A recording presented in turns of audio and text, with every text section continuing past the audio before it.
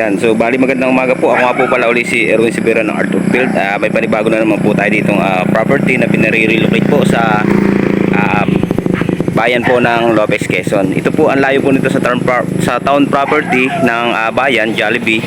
Ito po ay nasa 9 kilometers lang po tayo mula po sa town proper ng Lopez. So ito na po yung pinakang PD road, barangay road going to Mabanban naman po, Quezon. Yan. Bali itong pong property na ito ay papasok po tayo. Bali lalakad po tayo ng nasa 5 minutes lang po na lakad. So tara po, pasukin natin ang property na 5.5 hectares. Yan. So bali dito na po ang daan papasok. Ito na po yung barangay road na cemented road. Wala naman pong problema sa daan papasok, gawa ng ito po ay cemented road. Dito lang po tayo nagkamero ng daan tao sa ngayon. Ito po yung pinakang right of way po niya papunta po doon sa property na pinagbibiling 5.5 hectares. Ito na po yung pinakang daan niya. So kagandahan po nitong property to, sa tingin ko ay meron po tayo dyan source ng tubig sa pinakang loob po ng kanyang property. Gawa nandito po ay meron pong sapa. Sa ngayon yan po, napakalinis po ng kanyang tubig. So meron din naman po tayong tulay dito na maiksi lang. Inyong mapapansin po, dito sa nilalakaran natin marami pong kabahayan sa area na ito. Yan. Kaya hindi naman po tayo mainip. Bali 5 minutes lang po tayong lakad papunta sa property na 5.5 hectares. Ano po? Yan. Bali, akin na pong papasukin. So, panibagong vlog na po natin ito. Ngayon, natagalan po tayong hindi nakapag-video. Gawa ng naging busy po tayo nito ng mga nakaraang araw. Yan. Bali, samahan nyo po ako sa pagpasok dyan sa pinakang loob po ng property na pinagbibinta na yan. Yan. So dito po sa dinadaanan natin papunta po doon sa property na pinabibintang 5.5. So mapapansin po natin ay meron siyang mga running waters. Ano po, mga mini pools po ito na running waters natin. Yung mapapansin po, dito na po mismo ako dumaan sa sapa-sapa niyang maliit na pinagkukunan ng tubig. So itong property po ay napapalibutan po siya ng sapang ganito. Yan. Mismong si seller na po ang kasama ko sa pag-ikot po ng property. So bali ito pong property nito minana na po ng kanyang asawa. So bali yung asawa po niya ay dalawa lang po silang tagapagmanang magkapatid nito. So ang magulang po nung ang nasa title po nito ay mismong magulang. So patay na rin po. Yung asawa naman po ni seller, so patay na rin po. Bali dalawa lang po silang anak na tagapagmana na pares na po patay. So wala naman pong magiging problema sa documents nito. Gawa na ito po ay process na po nila na talagang pambinta at wala na pong hahabol pa sa property na pinabibinta po na 5.5 hectares. Ito po ang kagandahan sa property ito. Mapapansin po natin, ito po ay parang may mga force. Ito po yung daan tao. So makakuha naman po tayo dyan ng right of way na pasok po ang sasakyan. So bibilhin na lang po natin yung pinakang right of way dito sa isang property na dadaanan po ng ating papasok dyan sa ating property na pinabibinta po sa atin. So meron po tayo ditong property na pinarelocate na 5.5 hectares. So dito po yung start ng ating property. Ito po yung pinakang boundaryhan niya. Ito po mapapansin nyo, ito po yung muhon. So kapag pasukat pa lang po ng karatig natin, ito po yung karatig natin na property na pinasukat po ng karatig na yan. At ito naman po yung ating property na pinabibintang 5.5 hectares. So dito po ay may boundaryhan tayo ng sapa. Yan, yung sapa po niya ay dito na po yung parehas po. Paikot po tayo ng sapa sa property ito. So ito pong property na pinabibinta sa atin, medyo upland lang po ito. Ito po yung daan niya, upland. Daan tao lang po siya sa ngayon. Pero sabi po ni seller, makakabili naman po tayo dito ng pinakang right of way niya. Napasok ang sasakyan. So naglakad po ako dito ng bali nasa 5 minutes lang pong lakad papunta dito sa property niya. Kung po pasukin ang property na 5.5 hectares, ito po pala ay nasa kabuuhan ng 7.5 hectares. Yung bali yung 2 hektarya po doon sa kaputol nito ay naibinta na po. So natitira na lang po dito yung 5.5 hectares na pinabibinta po sa atin ni seller. So bago ko po pasukin ang property, baka pwede naman po maka-request na pindot na rin po yung ating bell button at paki-like na rin po ang ating YouTube channel. Yan. So tara po sa pinakang loob, pasukin po natin nang makita po natin diyan yung mga fruit berry pong lansones. So dito po may napapansin ako dito, may mga ilang puno po na lansones dito sa ating boundaryhan na ito. Baka ang lansones po dito ay nasa 5 puno po or dito sa area ng dinadaanan kong to. Tara po, pinapasok ko na po ang pinaka-loob ng property. Samahan nyo po ako. Ito po ang daan dito ay medyo upland lang po ano. To be honest po, sa mga buyer po namin dyan na magtatanong po ng status ng daan papunta sa property. So ito po ay upland. So kagandahan naman po nito, kabilaan po natin ng ating property. So meron po tayong running water at meron po tayong mga mini pools. Kung nyo mapapansin po, talagang dito po sa area na to ay may mga mini pools po. Pwede tayo dito mag-develop ng resort. Pwede natin siyang ipabako sa area dyan. Sa may plat na yan, papalaliman natin para maging swimming pool po ano. Di-develop po natin sa mga investor po dyan na ganito ang hanap na property. So napakamura po nito, property na to. Yan, dito po sa area ang kinakapistuhan ko na ito, medyo upland lang po tayo no. Pero dito naman po sa may ibabaw nito ay flat na po. So mapapansin po natin dyan, meron po tayong mga lansones pang fruit berry dyan at meron po tayong mga hardwood na mga good lumber. So mayroon pang ilang puno ng nyug po ano. Baka ang puno po ng nyug dito ay nasa 50 puno pa more or less. Dahil yung iba po dito matataas na. So napaklearing na po ni seller. Sa kadahilanan po na patay na po yung asawa niya. Wala pong pinagkukunan sila ng budget. So yun na po ang ginagawa nilang kapirahan. Magpaputol po ng nyug. So ngayon napag-isipan po ng 4 na anak nila na ipagbinta na lang to, gawa ng maedad na po si seller na babae na lang po. Hindi na po niya maabyad itong property. So dito po mapapansin natin, meron tayong mga hardwood. So upland ito. Mula po sa in-startan ko ng video doon sa baba, yung po ay source ng tubig natin. Wala na po magiging problema ang tubig po natin dito. Dahil ang tubig po natin dito ay galing po niya sa itaas. So yan po yung pinakang running water po, sapa, yung baba na yan. Akin pong ipapakita sa inyo. Pupuntahan ko po yung pinakang running water po. Yan. Doon po ako galing sa may taas na yon. So ito na po yung nadala, lansones. Yan, mga ilang puno po lansones nakikita ko doon sa in-startan po natin ng start ng video doon. So nakakita po ako doon 5 puno lansones. Dito naman po ay nakakita ko dito lansones 10 puno naman po sa area na to. Kung nyo mapapansin po, lansones. Lansones pa po ito. Ay isang street po na yan, puro lansonesan po siya. So ngayon daw po nung tagbungahan po ng lansones, yan daw po ay kalakasan na mamunga. So ito po yung sinasabi ko sa inyo, boundaryhan na sapa nya. Nasa taas po tayo ng bundok. Pero meron po tayo ditong source ng tubig pa no. Mga bukal po na sapa. So sandiretso lang po tayo. Ito po yung property na pinabibinta sa atin. So mapapansin po nyo, maraming lansones siya dyan. So hindi na lang po tanda ni nanay yung pinakang bilang po ng mga lansones siya dito, yung tinanim po nung kanila dating tenants. So kagandahan po niya, paikot po tayo ng source ng tubig na bukal. So meron po tayong cellphone signal. Kagandahan pa nito ay napakalapit po sa town proper ng Lopez. Nasa 9 kilometers lang po tayo sa bayan ng Lopez. So doon naman po sa taas, so bali yan po ay flat.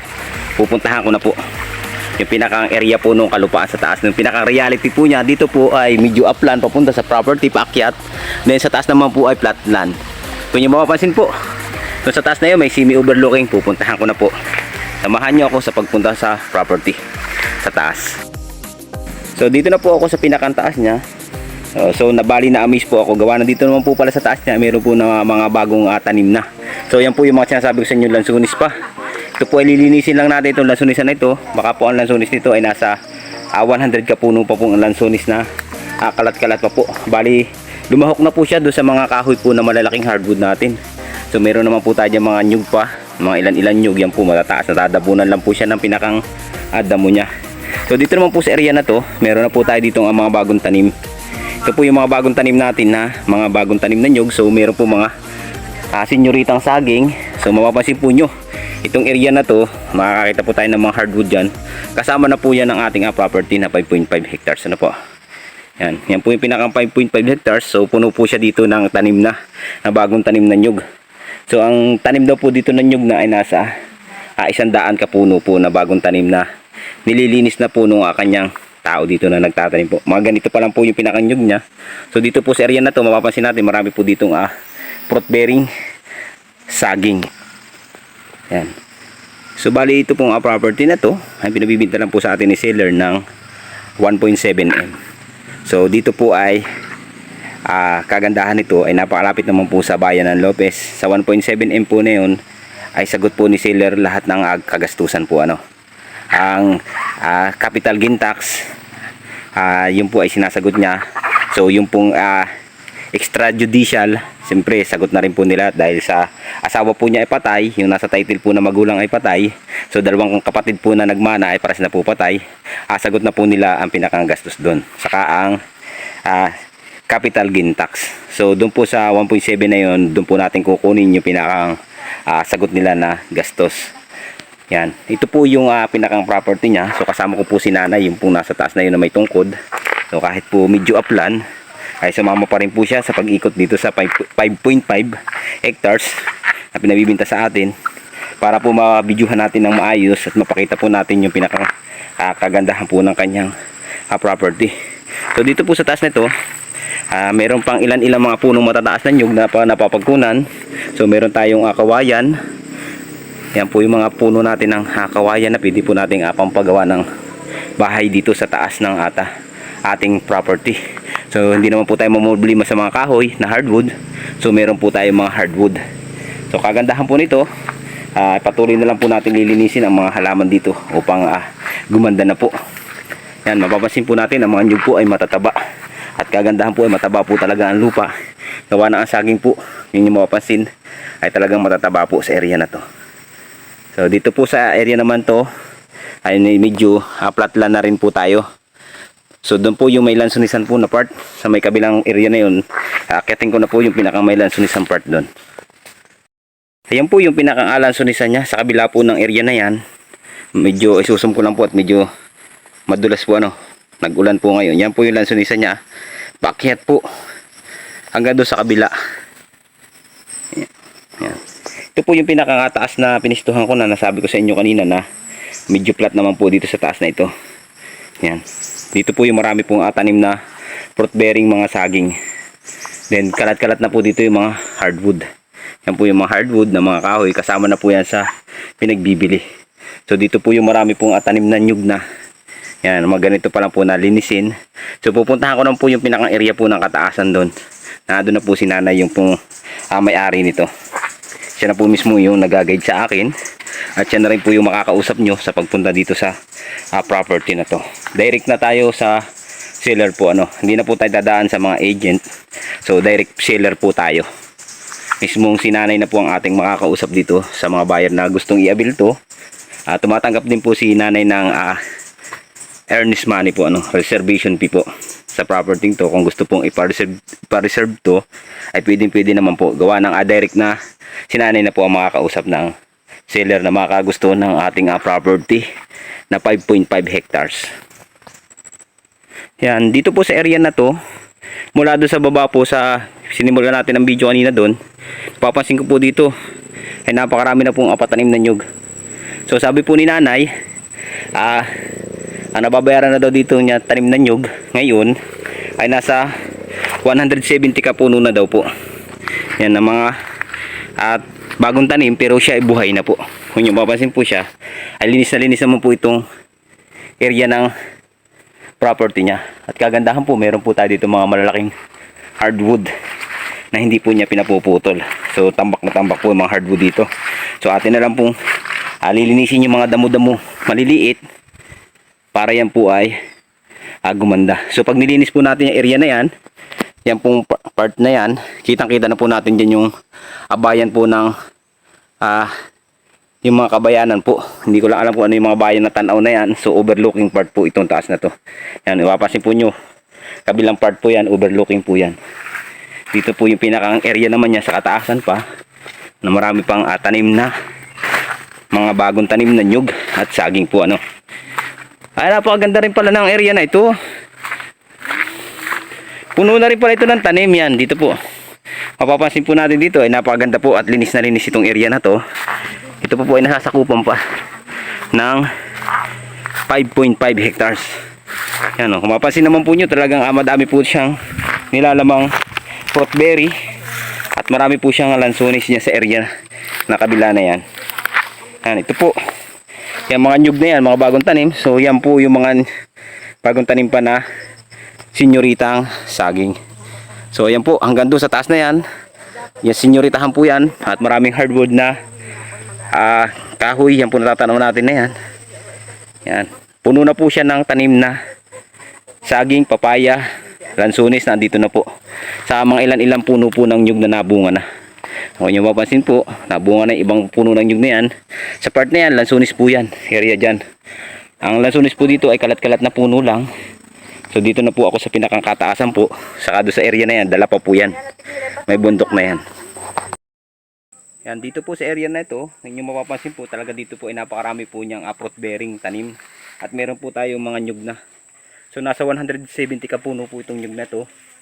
So dyan naman po yung mga hardwood pa na hindi pa po natataniman sa may taas na yan. So ganito rin po ang tinatanim dyan ng ating sealer dito. So kagandahan po nito ay talagang masasabi po natin napakataba po ng lupa. So dito naman po yung kamuting palamanin po yung pula. Ito po sa area na to. Yan. Dito po natin mapapansin na talagang maganda ang lupa gawa ng ito pong saging nito. Kung nyo mapapansin, senyorita po siya. Napakababa po niya. So napakaganda po ng kanyang bunga. Yan po. Ito po ay punong-puno po ng senyorita. So ito po ay utay-utay na nililinis ng ating sealer. Sa kadahilanan lang po siya ngayon tag-ulan. Na hirap po siya lumakad. Paakyat dito sa property. So yan. Ito pong lugar na ito talagang kalakasan po mamunga ng mga saging na senyorita. Sa mga buyer po namin dyan na retired po na investment pang hanap nila, ito po ay pwedeng-pwede na. Napakamura na po nitong property na to. At napakaganda po yan po mga saging na senyorita po ang halos lahat nakatanim sa property pinabibinta po sa atin ni seller. So dito po ay magdadagdag na lang po tayo ng mga prutas na gusto po natin itanim. Dahil ang nyug naman po ay meron na tayo ditong panulib ng mga bagong tanim. So atin na lang po itong lilinisin at aabya din. Napakalakas po dito ng cellphone signal, Smart Globe Sun. Meron po tayo dito. Bali, ang electricity naman po dito, mula sa Barangay Road, nasa 300 meters lang po ang ating kuryente. Papunta naman po dito sa property. So kagandahan po nito, napaka-relax po ng atin dito at marami rin po tayong kapitbahay sa baba lang po dyan ng area ng property. Yan sa area dyan sa kababaan, marami na pong bahayan dyan. Dito mo naman po sa area na to, doon po sa kabila na yun, marami rin pong mga bahayan dyan. May mga property rin po dyan na may mga nakatira na po dyan sa area ng kabila na yan. So dito lang po ay kagandahan lang dito. Pwede po tayo dito maglagay ng solar para meron po tayong sariling ilaw sa ngayon. Kung gagastusan naman po natin yung pinakapakuryente, pwede rin naman po dahil nasa 300 meters lang po mula sa poste sa Barangay Road naman po. Yan, sa mga buyer po namin dyan, ng mga retired at ganito po ang hanap na property. So napakaganda po nito na property may offer namin sa inyo nito. Sa murang halaga lang po. Yan po yung pang-asim po na dayap na malaking puno po. Mga bunga pa lang po niya ngayon ay green pa. Yan. Ilan pa lang po napapansin kong bunga ng pang-asim na punong ito. Pero malalaki po ang bunga niya. Puro buko pa lang po. Yan, yan po mismo si seller, asawa po nung may-ari nito na nasa nagmana. Siya na po yung mismong kasama ko dito sa pag-ikot po ng 5.5 hectares. Yan. Kagandahan po talaga nitong property na to ay punong-puno po tayo ng saging na senyorita. Halos wala pong saba, puro senyorita pong nilalamang saging. Yan. Senyorita yung iba niyan, yung mahal na saging. So ito pong property na to, ang kagandahan po nito, ito po ay nasa kabuuan pa ng 7.5 hectares. Ano po? Ito po ang title nito ay TCT title. Ang title po ay TCT. So ito po ay 7.5 hectares. Yung 2 hektarya po doon sa may taas po doon sa kabilang area doon, hindi ko na po pinuntahan yung gawa ng yung pong 2 hektarya na yun ay bininta na po nung isang kapatid na namatay po. Tapos ito nung 5.5 hectares naman po ito ay ito talaga doon sa kapatid na nagmana po nitong isang ito na patay na rin po. So kagandahan po nito ay meron na po silang documents na nakaprocess na po ngayon at inaabyad na po nila. Ito po ay susukatin na lang natin ng panibago at ipabubukod po natin yung pinakang 2 hektarya na napagbili doon sa pinakang sulok po doon sa pinakang dulo doon sa area doon. Ito na po yung kabuuan ng 5.5 hectares na pinagbibinta po sa atin na 1.7. Ano po? Yan. Dito na po yun sa area na maraming mga fruit berry na mga saging na senyorita at marami po tayong hardwood. At dito po sa may area na ito yung lansonisa naman po dyan sa part na yan. Yan po yung ibang area dyan. Yan po yung lansonisa na part. So sabi po ni seller, ang lansones po dito ay nasa 100 kapuno po. Kaya lang kalat-kalat po siya sa 5 hektarya. Ang lansones po niya na tanim. So dito po yung kagandahan po. Malaki ba yan? Yan. Malaki? Ayan, dito naman po sa areang to. So meron po ditong running waters pa, ano po. Yan oh, kinakang bukal po niya. So dumiretso po tayo doon sa may area na yun. Yan po yung boundary niya. Ito na po yung pinakang property niya. So upland lang po siya ng konti, pero banayad naman po, anhayan lang po siya, no. Hindi naman po talaga siya yung rolling part na bangin. Kagandahan po nito, nasa taas tayo ng bundok, pero meron tayong mga source ng tubig, at gawa ng kagandahan po ay marami pa tayong mga hardwood. Yan po ang kagandahan pag hindi po tinatanggal ang mga puno-puno ng mga kahoy na yan.